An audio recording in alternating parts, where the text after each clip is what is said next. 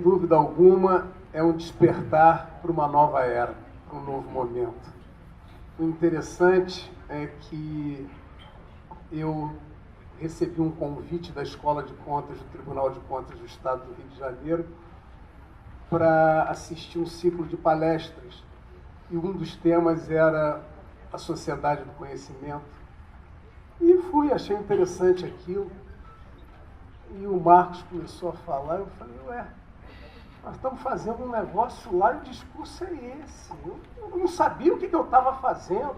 Eu já intuitivamente, a gente trabalhava isso daqui, aí ele vem com essa fala dele, que nos conquistou. Diego estava comigo, Gabriela estava comigo, e realmente nós ficamos maravilhados com aquilo. E convidei o Marcos para vir aqui. E ele viu o projeto e falou, ué, o que eu falo há tanto tempo está aqui. Então, foi um casamento muito interessante, aprendemos muito com ele, temos muito que aprender ainda. E numa outra ocasião, num outro momento, eu fui com o Marcos Fagundes num evento, e aí, ô Marcos, eu tenho uma boa notícia para te dar. A Prefeitura já está abrindo os dados dela. Já está numa linha, e hoje a Prefeitura do Rio é tida como uma prefeitura inteligente. Eu fui a um evento, eu fui a uma reunião com o prefeito e vi várias televisões, monitores de televisão, e eu fiquei encantado com aquilo. Eu falei, olha, aquilo, e tinha mapa, e tinha Globo News, e tinha não sei o quê, e externei essa curiosidade que tinha despertado em mim ali para o prefeito. Ele falou, você não conhece o Pereira Passos? Você não conhece o Besserman? Você não conhece? Eu tinha uma certa rejeição ao Besserman pelo time, você sabe. Mas eu falei, olha, prefeito, eu adoraria conhecer. Fizemos uma reunião, fui apresentado aos mapas, ao georreferenciamento e ao Instituto Pereira Passos. Recentemente, fui convidado pelo Besserman para ir a um evento no Museu do Amanhã, e no fechamento da fala dele, ele usou uma expressão que retrata bem isso tudo. E ela meio que atormenta na minha cabeça aqui, luz do sol. Então, eu acho que é esse o novo momento que o setor público tem que viver, com maior transparência, com maior clareza das coisas. E, nesse sentido, eu vou passar a palavra ao Sérgio Besserman, que, tirando aquela questão do time, que nós não precisamos repetir toda hora, ele dispensa também maiores apresentações. É professor do Departamento de Economia da PUC do Rio, presidente do Jardim Botânico do Rio, economista e ecologista carioca, estuda as consequências econômicas e sociais da mudança climática global desde 92, membro do Conselho Diretor e Consultivo de diversas organizações não governamentais, como Fundação Roberto Marinho e o WWF, exerceu a diretoria de planejamento do BNDES entre 1996 e 1999, foi presidente do IBGE no período de 1999 a 2003 e do Instituto Pereira Passos de 2005 a 2008 e 2015. Em 2010, foi designado pelo prefeito do Rio de Janeiro, Eduardo Paes, para presidir o grupo de trabalho da cidade para Rio+20 e, em 2014, para o assessoramento do prefeito no exercício da presidência do C40. Ganhador de diversos prêmios, foi presidente da Câmara Técnica de Desenvolvimento Sustentável e do Instituto Municipal de Urbanismo Pereira Passos, da Prefeitura da cidade do Rio de Janeiro, até maio de 2016. Tenho a honra de passar a palavra agora ao professor, amigo Sérgio Besserman.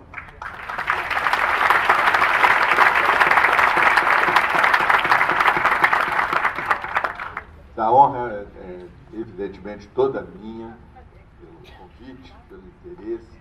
Eu me beneficiei de uma maneira extraordinária nas conversas com o professor Russa, muito mais do que ele se beneficiou das conversas comigo, pelas razões que o meu amigo Marcos já explicou, porque eu tenho interesse no Ministério Público há muito tempo, e havia já algum conhecimento implícito, né, minha cabeça.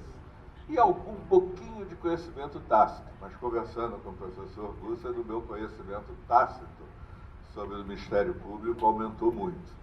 É uma imensa honra estar aqui. A minha contribuição, ela fica um pouco prejudicada, porque o meu amigo Marcos Cavalcante é brilhante e nos fez essa explanação.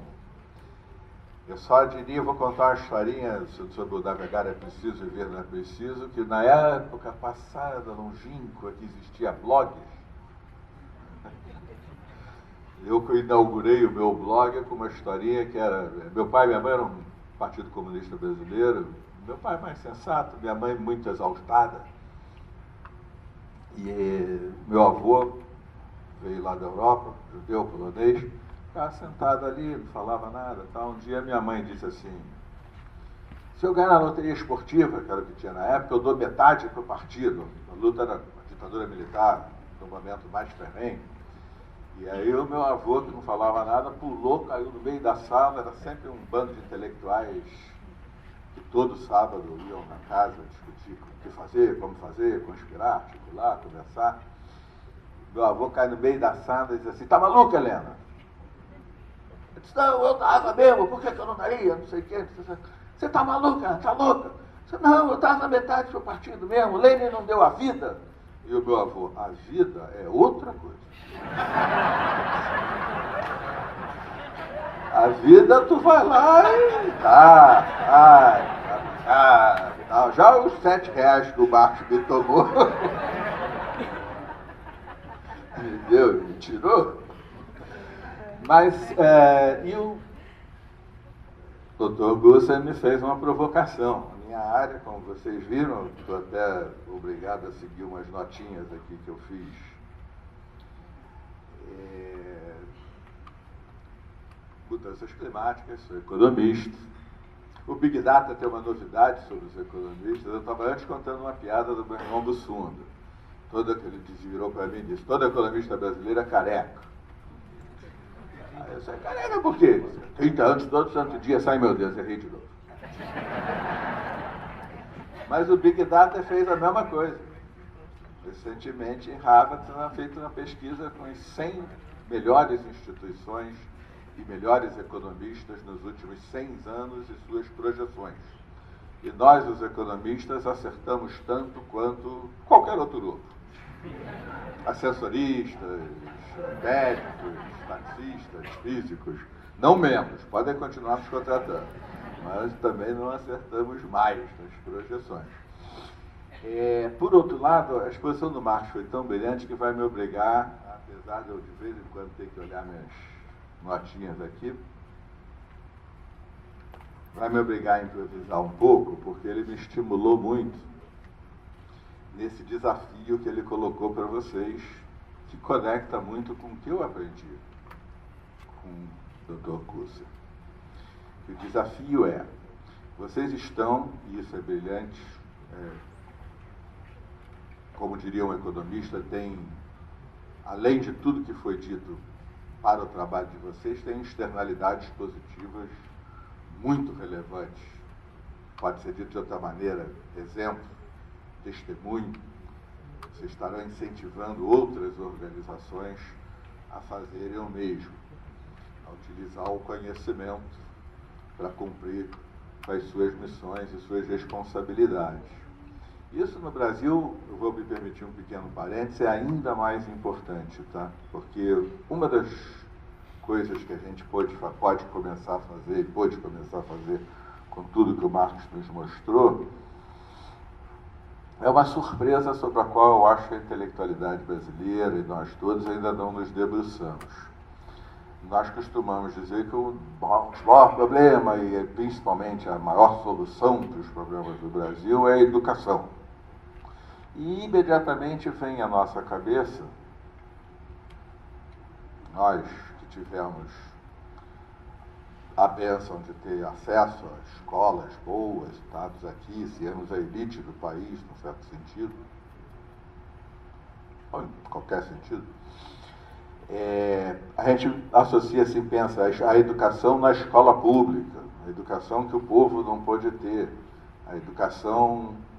Isto, obviamente, é verdade, e essa é a questão concreta fundamental para o futuro do Brasil. Mas existe um único teste internacional de aprendizado, é o PISA. 67 países, ou coisa parecida, fazem o PISA. O Brasil tira lá os últimos lugares, embora esteja melhorando recentemente, nos últimos 20 anos.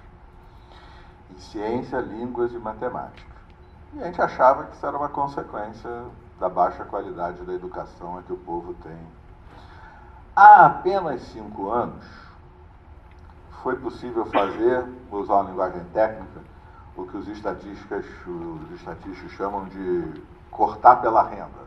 Olhar aquela mesma estatística, mas aí eles passaram a nos dar informações, o PISA passou, e a gente pode olhar não o resultado geral, mas segmentar ali dentro. E aí aconteceu uma surpresa extraordinária que coloca sobre nós uma carga muito pesada nos ombros. Quando a gente olha o resultado do PISA, a gente vê o Brasil lá embaixo,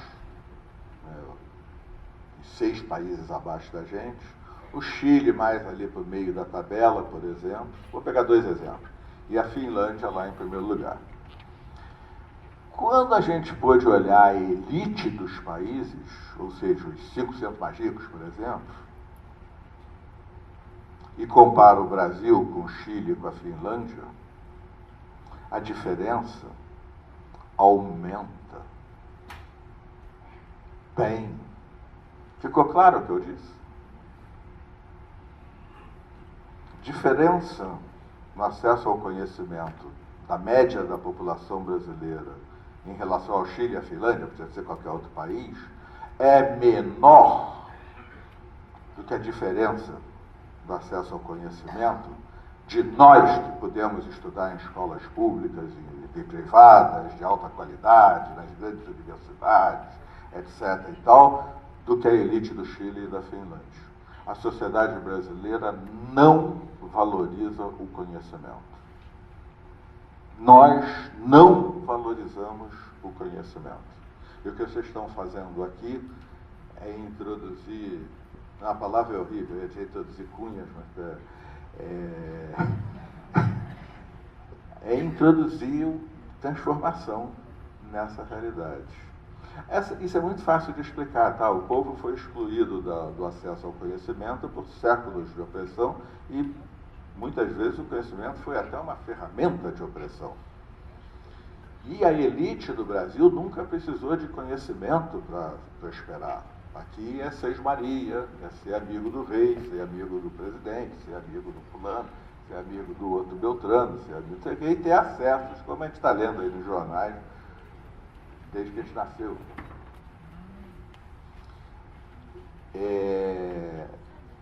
Conhecimento, o Marcos nos explicou muito bem. Vocês criaram a ferramenta e a ferramenta será aprimorada constantemente e cada vez melhor utilizada por cada um de vocês. Entretanto, a transformação desse conhecimento em conhecimento tácito, conhecimento implícito, transformá-lo em conhecimento tácito, para a missão do Ministério Público, que eu tive a oportunidade com o Dr. Gussi de compreender de uma maneira bem mais profunda, descascar essa cebola até chegar a cascas mais profundas, é uma missão muito complexa. Então vocês vão ter um desafio tremendo, que é não só aprimorar a ferramenta, que é o passo essencial, porque é o passo inicial, não só valorizá-la, que é o que nós estamos fazendo aqui, que vocês fizeram, que é o que a sociedade brasileira mais necessita, mas ele envolve uma grande complexidade também, porque há uma combinação entre fazer esse passo, que o Marcos disse, a experiência de vida de cada um, porque o tempo é limitado, o que ele quis dizer, e disse, é a psicologia, a ideologia, as experiências, a cultura, o contexto, a origem de cada um de nós, Mas vocês têm uma missão, tem que ter uma atuação coletiva. E a missão de vocês não é uma missão tipificada, não é uma missão que exista por aí. É uma missão mais criada pela Constituição de 88, contrariando Montesquieu. Não são 3 poderes, há também um Ministério Público que olha para o cidadão. E aí surge o fato, o convite e a provocação, vamos ser claro, que o raciocínio do Marcos e do Gossa é indispensável. Eles são tricolores? Ele é tricolor. O raciocínio do Marcos fascina pela sua disciplina. Eu sou rubro-negro, é mais parecido um pouco, talvez. E minha mãe uma vez me ensinou uma frase de um francês, André Gide, que diz assim: a resposta é a infelicidade da pergunta. Essa frase é maravilhosa. E o Marcos já nos disse isso há pouco. Uma coisa que a resposta está no Google, o papel dele em sala de aula e meu em sala de aula não é dar resposta para aluno. Isso aí o cara vai lá e vê, pô.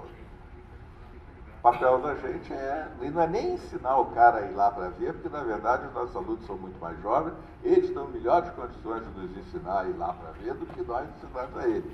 O nosso papel em sala de aula a resposta é a infelicidade da pergunta. A resposta não é tão importante assim. E especialmente vocês não têm respostas. Não se liguem muito nela. A resposta é importante, a gente pega ela, vai lá e faz. Agora a dúvida não. Dúvida é muito mais importante. Dúvida fica na gente. Dúvida instiga, anseia, angustia e principalmente transforma. Caso ou não caso com ela. Vou para o mestrado, faço uma viagem. Aceito esse emprego ou aquele emprego. Aceito um emprego ou continuo estudando.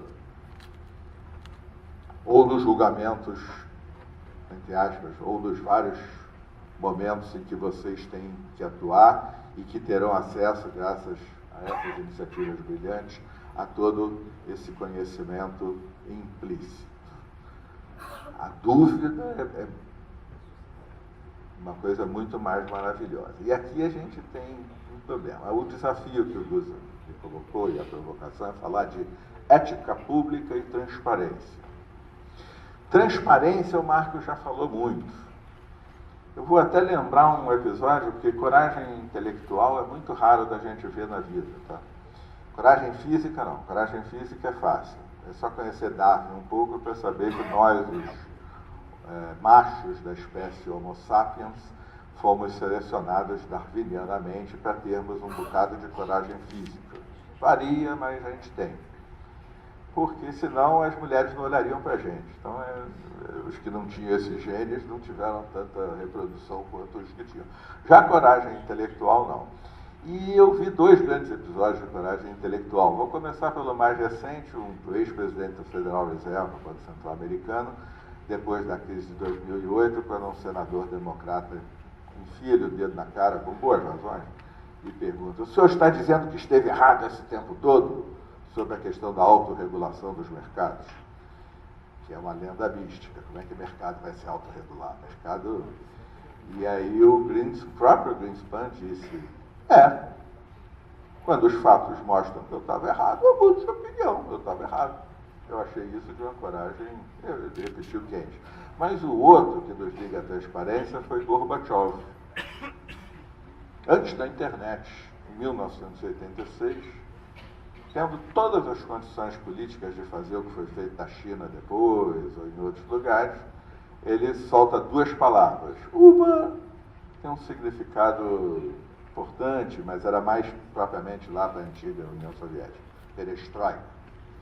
Mas a outra, muito mais importante, era glasnost, transparência. De algum modo, antes disso tudo, ele teve um insight do papel que a luz do sol, a transparência, nos traria sobre mudanças radicais na história da humanidade.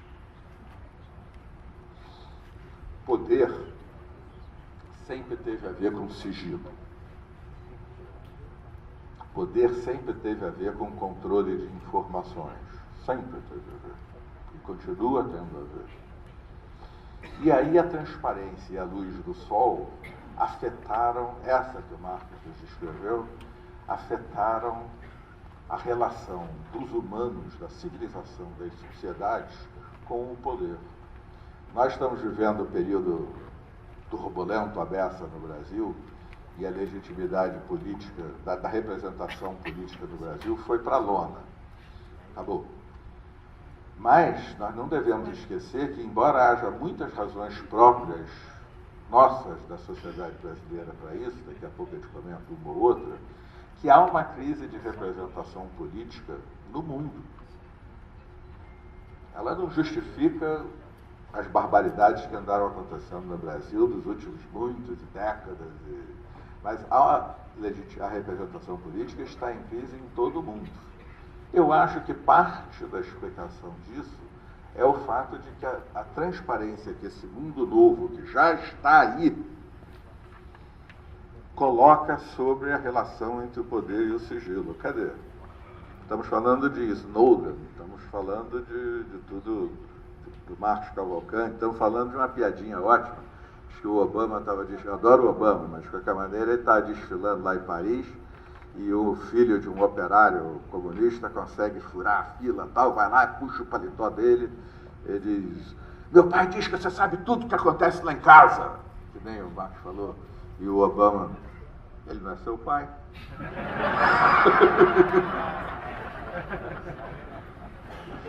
Então, há uma relação, essa crise da representação política e, portanto, a futura natureza de uma democracia muito mais aprofundada e verdadeira do que essa que a gente vem construindo nos últimos séculos e que já é uma maravilha. Imagina, eu e Marcos nos conhecemos quando nós estávamos lá na luta contra a ditadura, e a ditadura não era só aqui, era na Grécia, era na Espanha, era em Portugal, era na Argentina, na América do Sul nem se fala, e etc. e tal. O mundo está avançando, mas agora tem uma coisa a mais, e ela vem disso que está sendo feito aqui. Agora, no Brasil há uma especificidade. Eu aprendi com o professor procurador Augusto. No Brasil há o Ministério Público.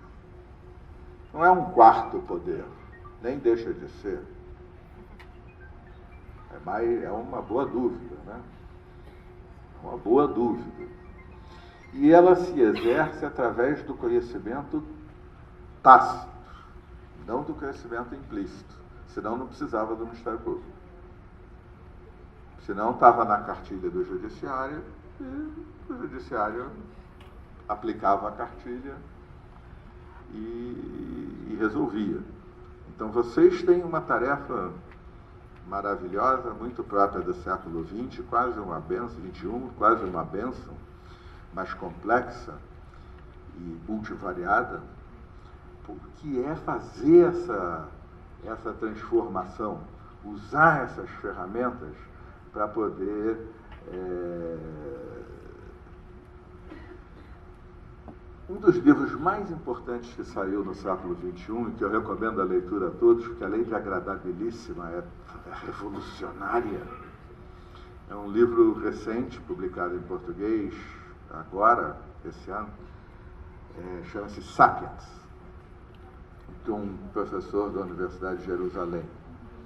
E ele muda muito radicalmente, quer a gente concorde ou não, a gente aprende muita coisa, pessoalmente eu fiquei muito impactado, ele muda muito radicalmente a visão da história que a humanidade tem.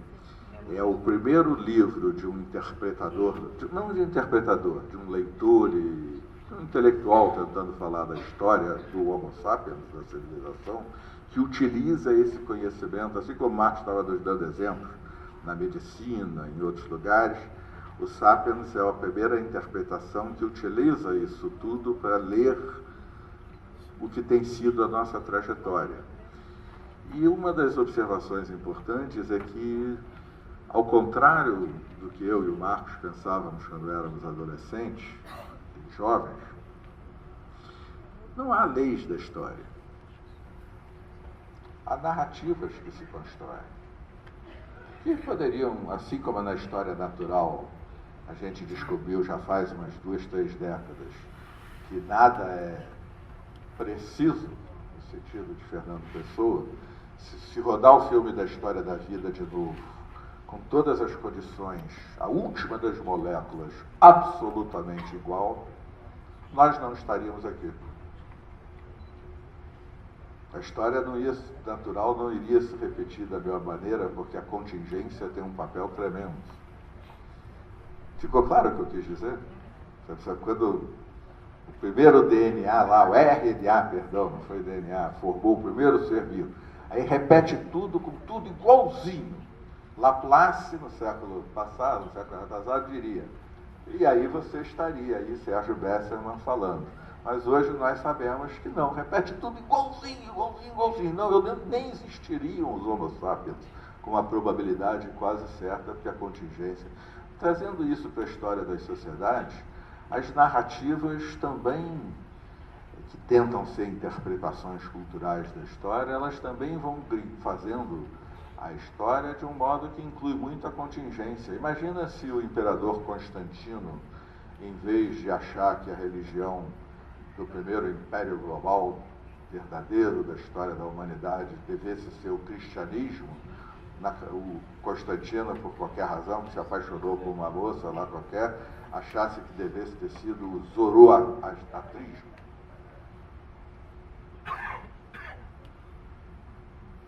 A história seria completamente diferente. Ou não.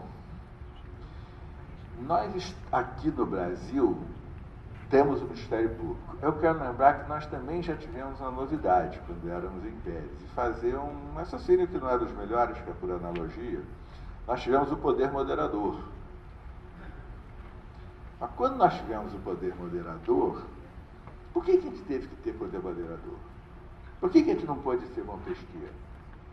Por que a gente não pôde ter um executivo, com uma monarquia parlamentarista, um parlamento, um executivo eleito pelo parlamento, um imperador cumprindo seu papel, como muitos presidentes no mundo de hoje, mesmo em semi-parlamentarismos, e um judiciário? Por que precisou de um poder moderador? Bom, pelo amor de Deus, fiquem com as dúvidas, não me sigam. Mas eu acho que Roberto da Mata nos ajuda muito a entender isso. O Brasil é uma sociedade que a história explica, ela não se resolveu ainda do ponto de vista da casa e da rua. Isso nos levará à ética. Nós somos casa e rua ao mesmo tempo. Nós somos... O que eu quero dizer com isso? O que o Roberto da Mata quer dizer com isso? De uma forma extremamente simplificada. Casa. Nós somos casa. Nós somos família, tribos, amigos, um personalismo exacerbado. Nós somos relações pessoais e códigos de honra. Um tesoureiro de um partido é um criminoso, mas ele não trai o partido, ele é um herói para o partido. O primeiro samba do Brasil, se alguém não concordar comigo, aí nós temos uma divergência séria, que dizem que foi o telefone do Donga, mas na minha opinião, aprendendo com o Rui Castro, não foi. Foi de Ismael Silva Antonico. O primeiro samba do Brasil, como é que ele diz mesmo? O Antonico, vê se me faz um favor, vou lhe pedir um favor, que só depende da sua boa vontade. É necessário uma viração para o Nestor, que está passando em grande dificuldade. Ele é aquele que na escola de samba toca cuíca, toca samba e tamborim. Faça por ele, como se fosse por mim. E como era na sociedade do Rio de Janeiro, ele está falando de emprego público. Então, coisas como meritocracia, concurso, se ele sabe ou não fazer aquilo, tem a menor importância. O importante é que, poxa, faça por ele como faria por mim, porque ele toca cuíca e tamborim lá na escola. Isso é uma parte do Brasil. É o acordo de ontem, da votação do impeachment. Na minha leitura, ninguém precisa concordar, da maneira. Outra coisa é a rua. O que é a rua? A rua é a regra, a lei, a norma, a Torá. O que quer dizer Torá? Pentateuco, Antigo Testamento. Torá quer dizer a lei. O que Deus teria dado ao povo?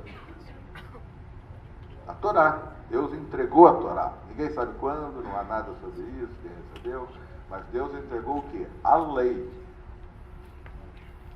E no Brasil, a relação entre essas duas coisas, porque, veja, não é a minha interpretação, a questão não é exatamente abandonar o mundo da casa e virar uma Alemanha ou uma Escandinávia e nos tornarmos o mundo da regra acima de todas as relações pessoais. Por duas razões não é isso. Um, porque a gente jamais conseguiria.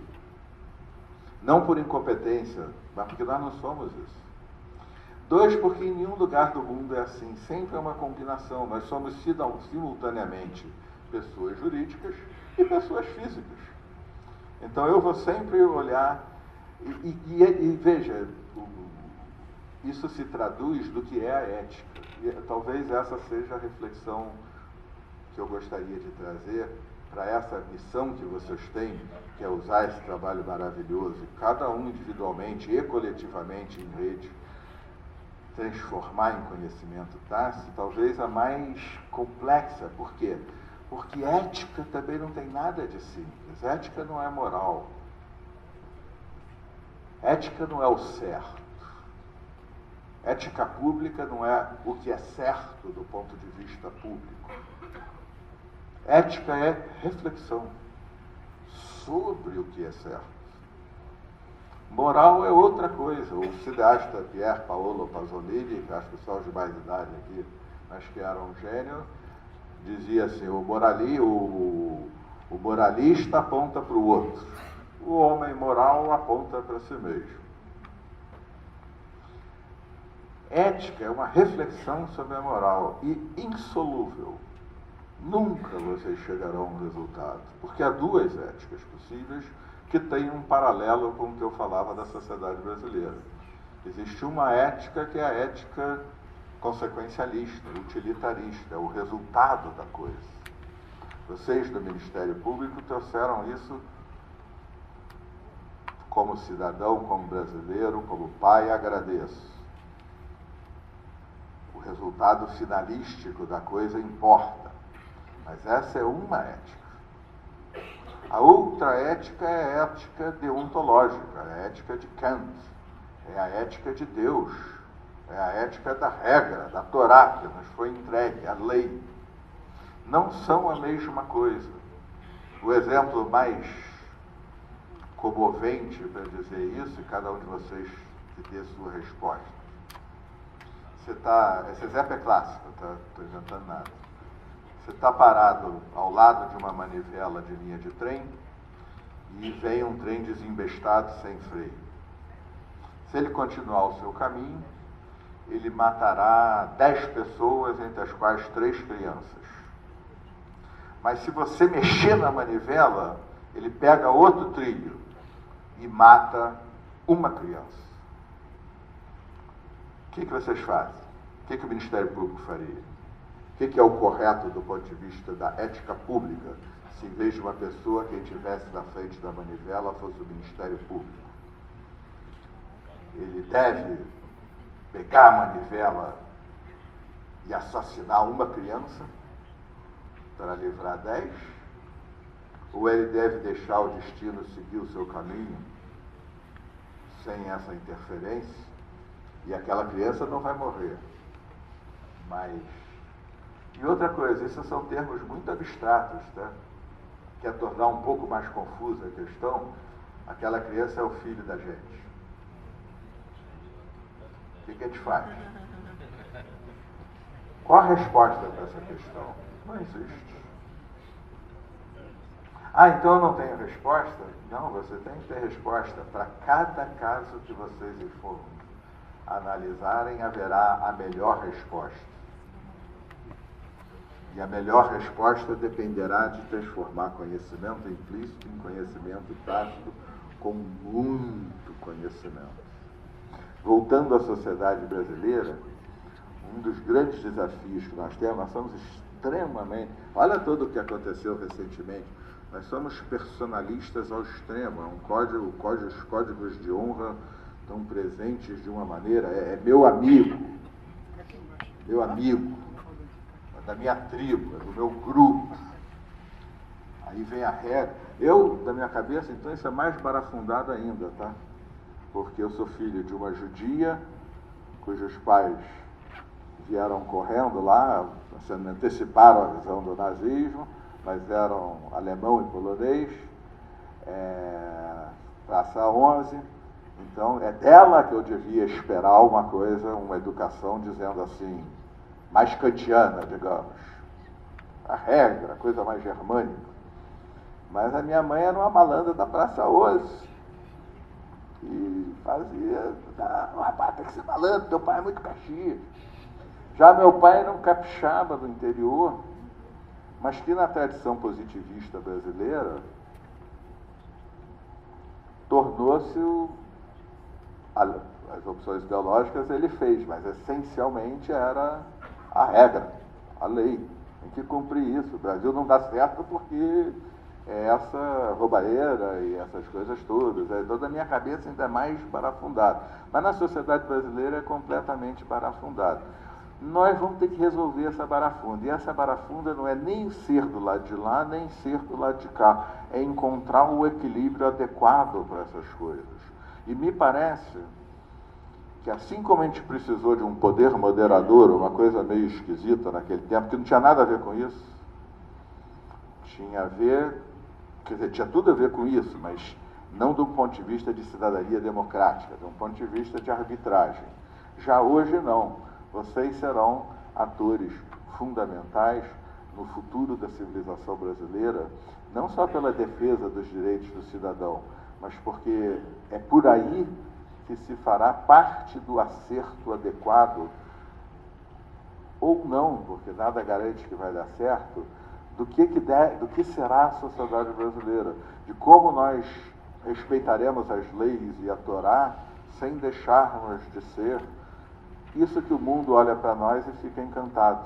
A gente faz uma Olimpíada, deu tudo certo, porque a prefeitura trabalhou muito bem, mas veja só, isso não é tão importante assim, porque trabalhar muito bem é obrigação.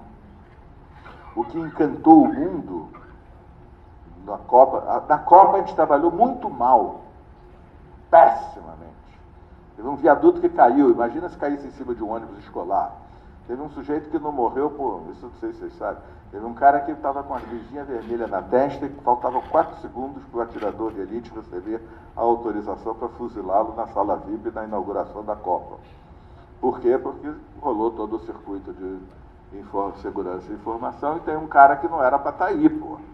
Então eu tenho que matar esse cara, porque esse cara não podia estar aí de jeito nenhum. Era uma grande autoridade do Estado de São Paulo que tinha dado uma carteirada e entrado na sala. Foi por sorte desses 4 segundos. Não, calma, é fulano, não sei o quê. No entanto, o mundo adorou a Copa. Por que adorou a Copa? Não é porque a gente perdeu de 7-1. Adorou a Copa porque o povo salvou a Copa. E os cariocas, muito especialmente. O mundo olha para nós. Minha filha faz doutorado em Los Angeles, estava me contando isso. Ela estava com uns amigos americanos num restaurante, e aí um deles disse, olha lá, um grupo de brasileiros. Los Angeles está cheio de mexicano, hondurenho, panamenho, colombiano, não sei o quê. Aí ela vira para o cara e diz, como é que você sabe que eles são brasileiros? Isso é porque eles não param de rir. O cara identificava a gente desse jeito. Então, não é para a gente deixar de ser o que a gente tem de especial, de maravilhoso, mas, por outro lado, não pode desrespeitar a lei. Como é que a gente vai resolver isso? Não tem solução, não tem consulta no Google para essa resposta. Ela tem que ser construída, e vocês são, talvez, a peça mais essencial dessa construção, que é a chance de a gente ter uma democracia de qualidade superior. A nossa democracia é de qualidade baixíssima, rala. Parte disso deforma nosso caráter. Aí eu vou ser um pouco duro. O caráter de todo mundo, não porque nós somos todos membros da sociedade brasileira, mesmo os que não concordam com absolutamente nada disso. Nós somos uma sociedade, outras são assim também. Ontem tinha uma entrevista na Folha de São Paulo da biógrafa da Violeta Parra, no Chile. E ela contando, por razões completamente diferentes da história do Chile, a dificuldade que a sociedade chilena tem para olhar para certas verdades. Vocês conhecem 10 mil exemplos desses? Na sociedade turca, as penalidades em lei para quem disser que houve um genocídio armênio são enormes. Você não pode falar aqui, você não pode ter essa opinião, ou se tiver, fique quieto. Então, cada sociedade tem seus problemas. Um dos problemas da nossa, além, o principal de todos, uma desigualdade inacreditável. Inacreditável. Fui presidente do IBGE. Aliás, obrigado pela leitura do currículo, mas não posso deixar de citar o professor Leandro Conde, falecido há uns 3 anos, nosso amigo, que tem, entre muitos brilhantes ensaios, tem um que diz que se alguém quer mostrar quem é, não devia nunca mostrar o currículo vitae. E o currículo vitae é uma seleção editada do que deu certo. Você quer mostrar quem é para alguém, entrega o currículo morte. Eu apoiei fulano de tal para a eleição, rapaz, que cagada, não sei o quê. Eu fiz não sei o quê, deu tudo errado, pelo menos nunca mais repetir, etc. e tal. Mas fechando o parênteses. No nosso caso, nós somos uma sociedade que acaba tendo um dos piores defeitos que a personalidade humana pode ter: muita hipocrisia. Nós somos muito hipócritas. Nós lemos todo dia no jornal, que agradeço a presença de quem sempre admirei, muitos aqui, mas o procurador Biscay. Nós lemos todo dia no jornal no Brasil que na sociedade brasileira se tortura. Eu estou contra a tortura na ditadura. Todo dia no jornal, todo dia. Todo dia no jornal, se você for lá na página policial, tem alguma notícia, vai estar assim: aconteceu não sei o que e tal, e aí a polícia capturou fulano de tal. E em seguida o resto do grupo que tinha feito aquilo. A partir dele, o resto do grupo. O que acontece? Bandido brasileiro, quando é preso, diz: perdi, meu grupo é esse, prendam eles lá. O que aconteceu? Foi isso. Todo dia a gente lê que em delegacias ou em outros lugares se pratica tortura. E isso não faz parte da nossa vida. De vez em quando vocês denunciam. Tá? Ou deixa eu dar outro exemplo. Mais grave. Mais grave do que tortura? Mais grave do que tortura. Quanto por cento dos homicídios brasileiros nunca jamais são esclarecidos?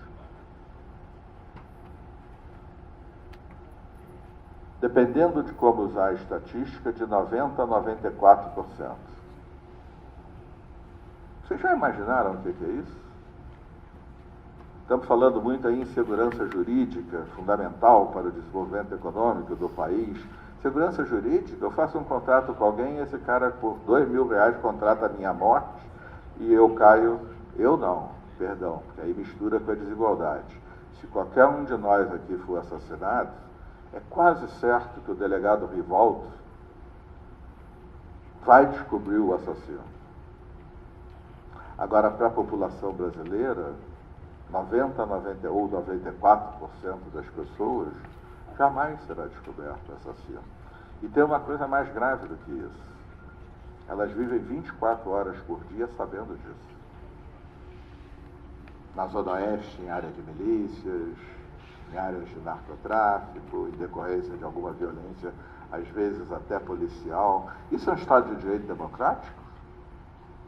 É, mas é uma democracia de qualidade baixíssima, porque a pessoa vive sabendo disso. E se ela contrariar o interesse daquela força, onde o Estado não tem o monopólio da força, ela morre. E 90% das vezes o Estado não vai nem saber. O que é isso? Ou tantos outros exemplos que a gente pode dar de hipocrisia. A hipocrisia tem um defeito, tem um problema, além de ser um defeito de caráter muito grave, ela imobiliza. A gente pode jogar do campo da hipocrisia a luta pela transformação, ela imobiliza e a transformação nunca acontece. Eu acho que a gente precisa disso, que entre dois pontos, pelo que aprendi, é um quarto poder sem ser um quarto poder, exatamente porque nós temos essas fissuras que exigirão muito conhecimento, e um conhecimento, repito, que não está no Google, nem nos manuais, nem em cartilhas, que vocês vão produzir ao longo da vida. E porque ela exige a postura que vocês tiveram, e eu encerro com uma frase, de novo, vou citar minha mãe. O primeiro escritor negro norte-americano, James Baldwin, gay,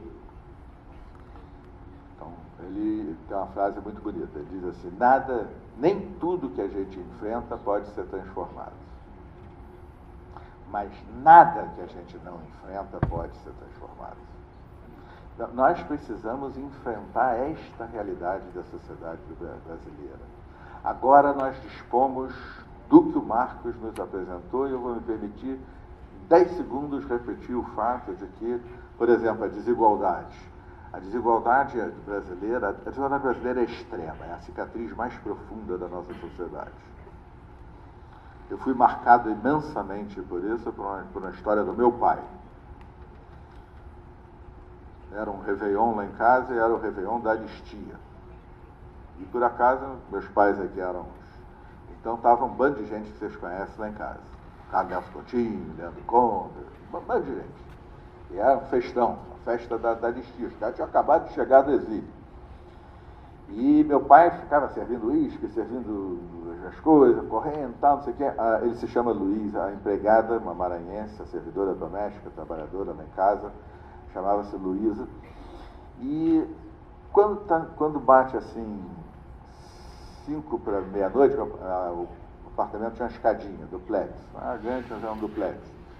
E meu pai subia, descia, ele desceu, não tinha ninguém embaixo, a festa era em cima, e a Luísa disse: Doutor Luiz. Bom, deixa eu só dizer que no dia seguinte, 1º de janeiro, meu pai me chama, deixa eu te contar uma história, certo? Aconteceu isso. E a Luísa me disse: Doutor Luiz. E eu virei para ela e disse assim: o que foi? Está faltando gelo? E aí me passou um frio na espinha e eu fiquei paralisado, porque não era faltando gelo. Era a Luísa dizendo para mim: Doutor Luiz, meia-noite, ano novo, felicidade. Ela não teve tempo de dizer. E eu fiquei muito triste comigo, mas eu queria te contar, eu era o mais velho, eu queria te contar essa história. Isso é o Brasil. Darcy Ribeiro contou essa história de uma maneira bem mais agradável. Ele acabou de chegar do Brasil do exílio, passeava na Avenida Atlântica com uma amiga, e a amiga disse: olha que homem bonito. Ele: olha, cadê? Ah lá, olha que rapaz lindo. Cadê? Ela aponta de novo, e era o sorveteiro da Que Bom, ainda tinha... Aí ele, e o Darcy então diz: eu, como brasileiro, estava olhando as pessoas. O sorveteiro da Que Bom, para mim, não era pessoa. Ele era Gari da Conlurba, ele não estava entre os bonitos, os que podiam ser bonitos. Nós somos assim. Nós precisamos enfrentar isso. Para isso, nós precisamos de conhecimento e de vocês. Muito obrigado.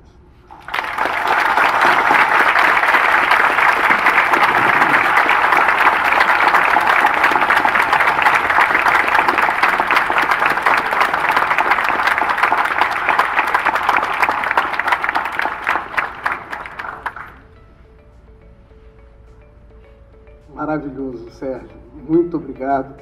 Nós precisamos muito de pessoas como você, Marcos Cavalcante, para que sejam nossos embaixadores. Venham mais ao Ministério Público, compartilhem mais conosco o conhecimento que vocês têm. Sem dúvida alguma, nós vamos aprender muito com você.